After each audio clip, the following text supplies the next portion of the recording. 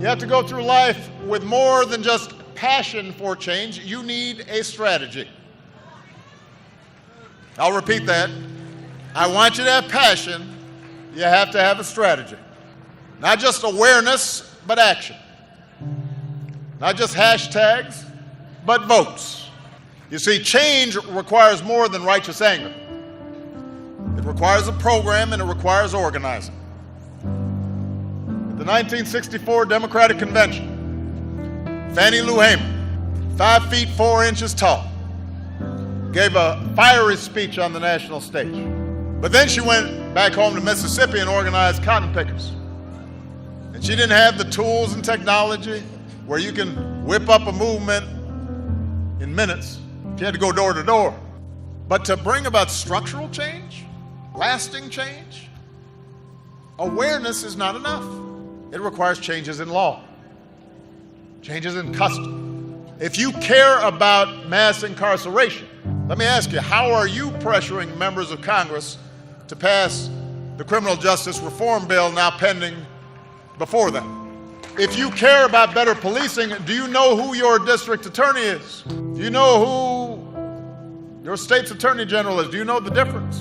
Do you know who appoints the police chief? And who writes the police training manual? Find out who they are, what their responsibilities are. Mobilize the community, present them with a plan, work with them to bring about change, hold them accountable if they do not deliver.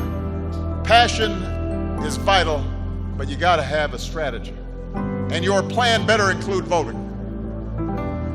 Not just some of the time, but all of the time. It is absolutely true that 50 years after the Voting Rights Act, there are still too many barriers in this country to vote.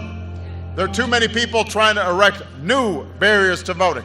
This is the only advanced democracy on earth that goes out of its way to make it difficult for people to vote. And there's a reason for that. There's a legacy to that.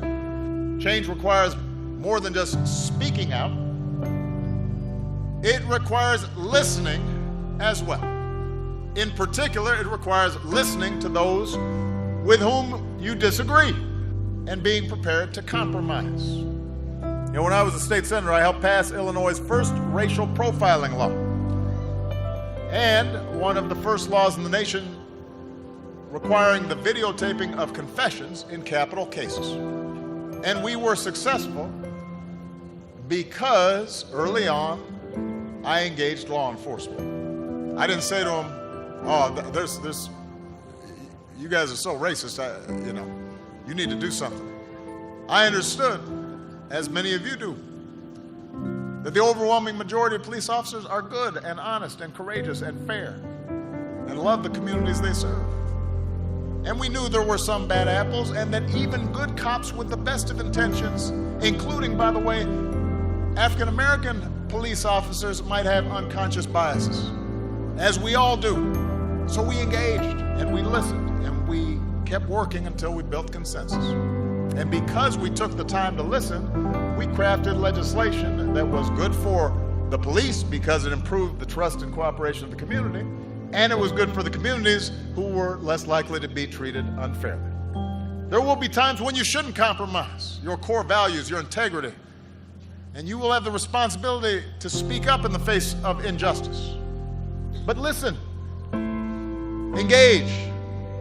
If the other side has a point, learn from them. If they're wrong, rebut them, teach them, beat them on the battlefield of ideas.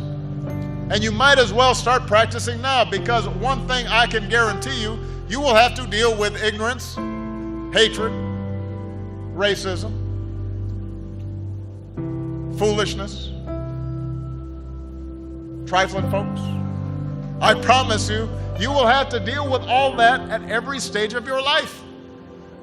That may not seem fair, but life has never been completely fair.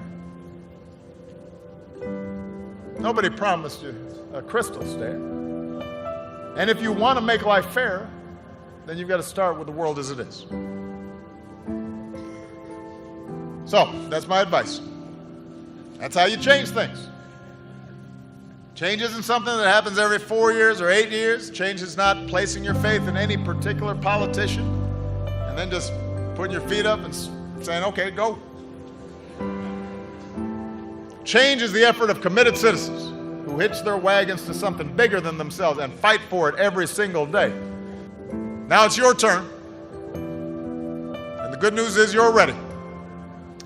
And when your journey seems too hard, and when you run into a chorus of cynics who tell you that you're being foolish to keep believing, or that you can't do something, or that you should just give up, or you should just settle, you might say to yourself a little phrase that I found handy these last 8 years.